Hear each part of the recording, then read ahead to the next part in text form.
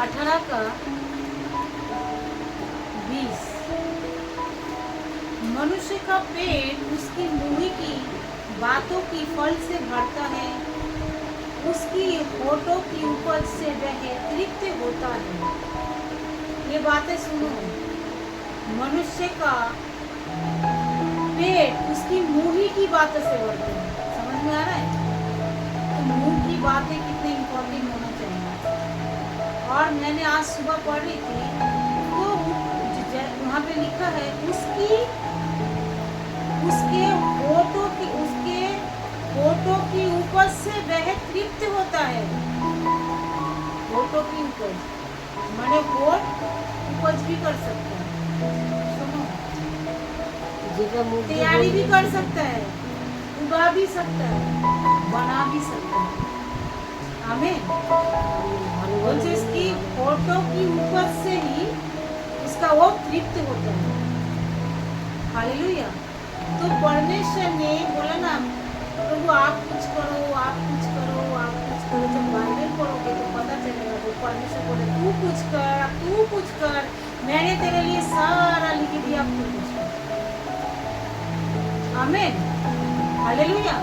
तो अगर परमेश्वर को सारा कुछ करना होता तो ये बाइबल हमारे लिए नहीं छोड़ता है। ये बातें आप जानो।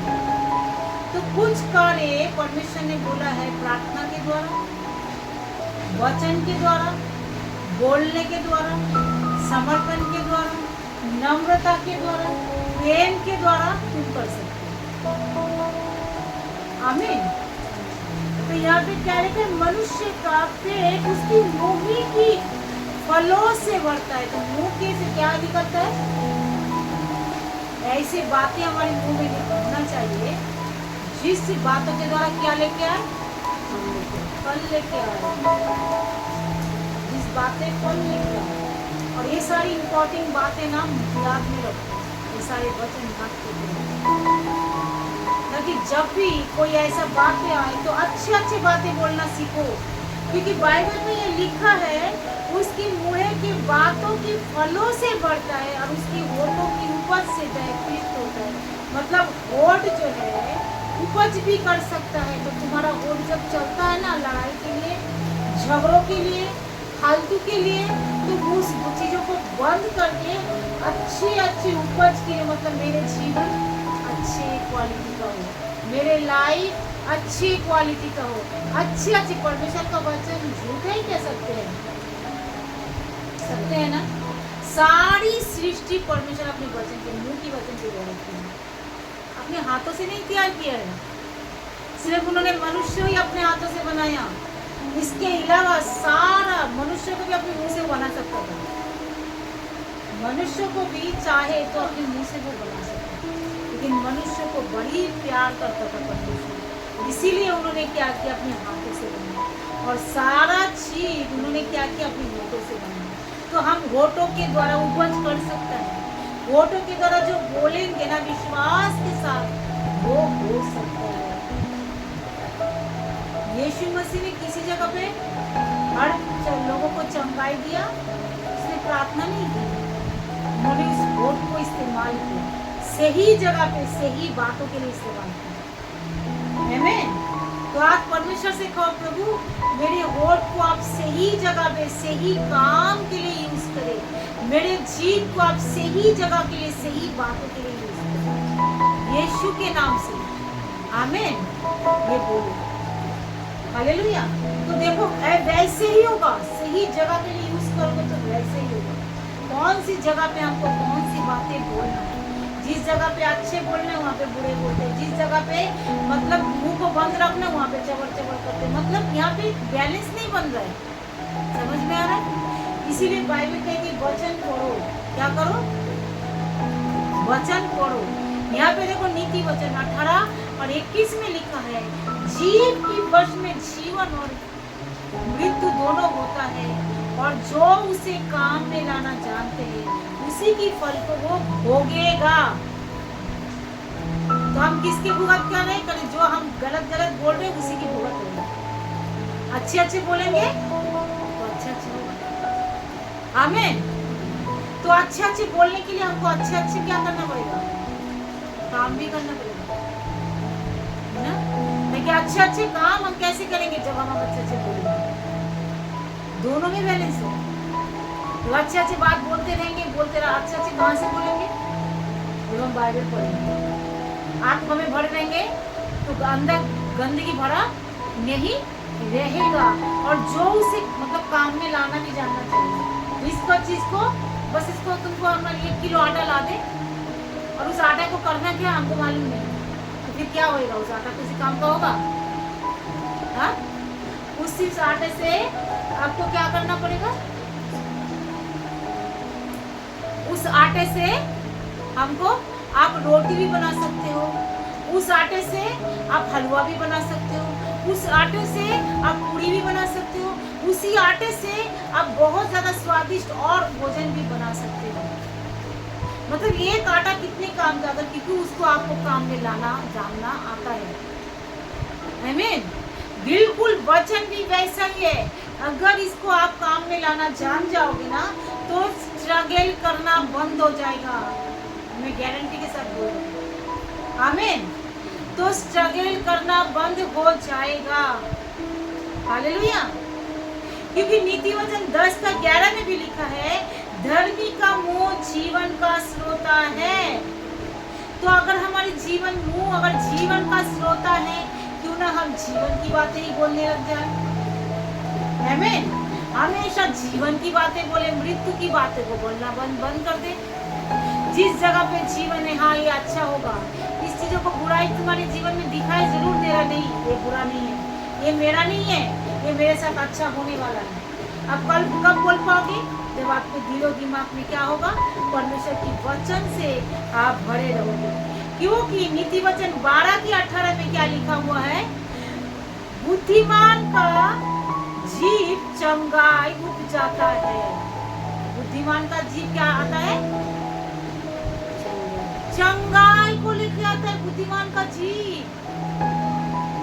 मतलब अगर हम बुद्धिमान हो गए, पहले से ही बोला था, तो हमको बुद्धिमान होना है। अगर हम पहले से बुद्धिमान हो जाएंगे ना तो हमारी जीव जो है चंगाई को लेकर आएगा। मतलब हम गलत बोलेंगे ही नहीं, अच्छे बोलेंगे। गलत दिखाई देने के बावजूद भी हमें अच्छा बोलने की आदत डालना पड़ेगा। क्योंकि बुद्धिमान का जीव क्या है? चंगाई को लेकर आता है। आमीन। क्योंकि याकूब की पुस्तक में 3 में लिखा हुआ, याकूब 3 जीव भी 3:5 में लिखा है, जीव भी एक छोटा सा आग है, बड़ी बड़ी डींगे मारता है। देखो उसमें क्या करता है? थोड़ा सा आग कितने बड़े वन में भी आग लगाता है। तो जीव क्या कर सकता है? वन में भी आग लगा सकता है, जंगल में भी आग लगा सकता है। देखो जीव के अंदर कितना पावर है। बड़े बड़े घर तोड़ सकता है। सुनो, ऐसे गलत बातें बोलकर जीव ऐसे दुष्टता की बातें बोलकर घर टूट सकता है, कुछ भी बुरा हो सकता है, लड़ाई लगवा सकता है। जीव से बोलकर शैतान को भी बुलावा दे सकता है, जीव से। तो इस जीव से अगर इतने सारे बुरा काम कर सकते हैं तो इसी जीव से हम अच्छा काम नहीं कर सकते। हाँ, तो ऐसे आग हम शैतान की बॉडी में नहीं लगा सकते। अगर जंगल में आग लगा देते, किसी घर में आग लगा देते तो शैतान की बॉडी में लगा दो तो देखता ये पावर हमारे अंदर है। बोलो ये पावर, बोलो मेरे अंदर है, तो शैतान की बॉडी में हम आग लगा सकते। आमीन। तो जैसे बोलोगे ना उसकी बॉडी में आग लग जाएगी। तो तेरा बॉडी में आग लग जाए, लड़ाई झगड़ा करवाता है, बाल बच्चों को बिगाड़ता है, परिवार को खत्म करता है, तेरे बॉडी में आग लग जाए यीशु के नाम से इसी घड़ी, तो हमारे जीवन से जलकर राख होकर फिनिश हो जाए यीशु के नाम से। आमीन। तो ऐसा ही हो जाएगा। क्योंकि बुरे जब हो सकता है तो अच्छा भी हो सकता है। हालेलुया। अब यहाँ पे देखो क्या लिखा है,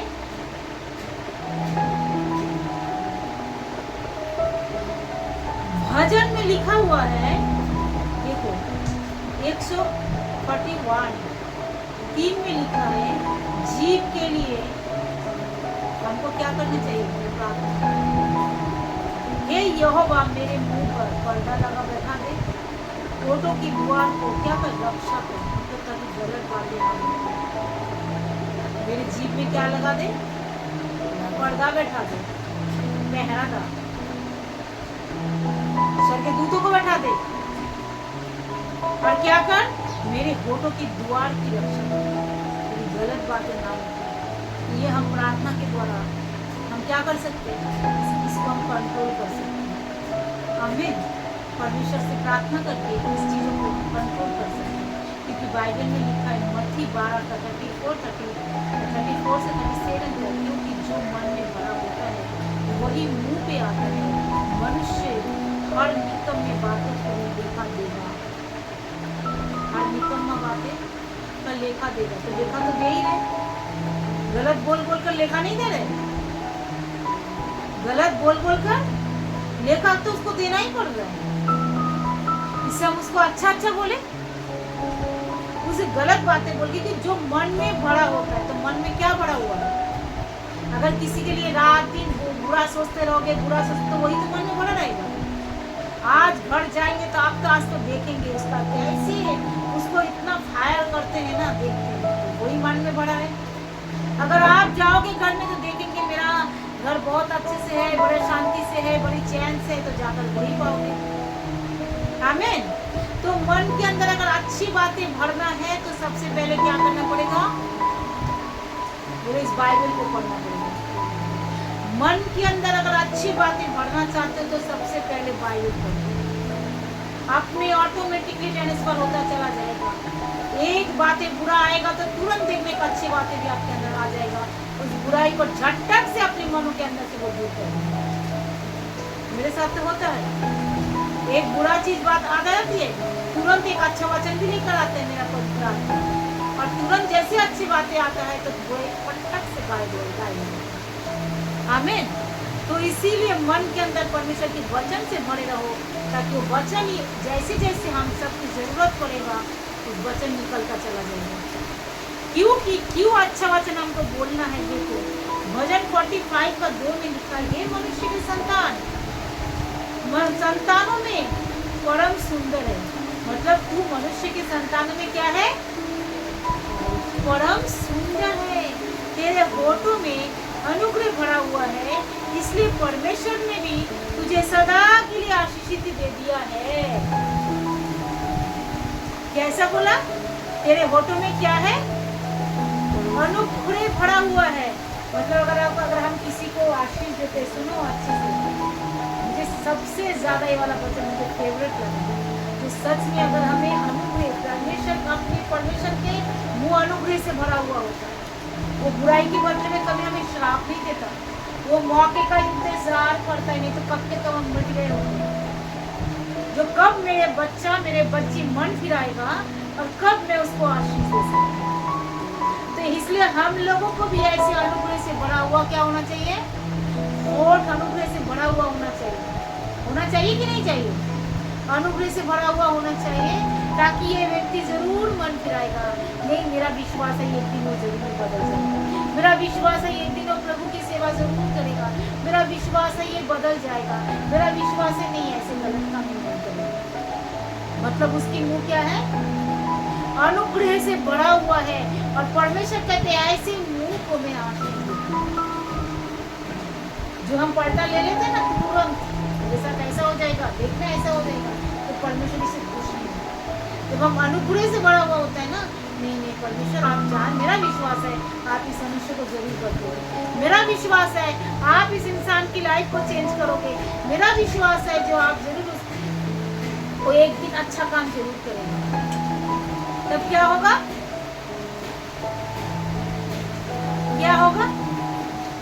तुरंत परमेश्वर ने यहाँ पे लिखा है क्या है, इसलिए परमेश्वर भी तुझे सदा के लिए क्या देगा, आशीष देगा। सदा के लिए, एक दिन के लिए, 2 दिन के लिए, उन्होंने कहा मैं तुझे सदा के लिए आशीष दूंगा। अगर तेरा मुंह अनुग्रह से भरा हुआ है, मतलब माफ करने वाला हो, प्रेम करने वाला हो, क्षमा करने वाला हो, किसी को गले लगाने वाला हो, तो कह रहा मैं तुझे, तेरा मुंह तो अनुग्रह से भरा हुआ है।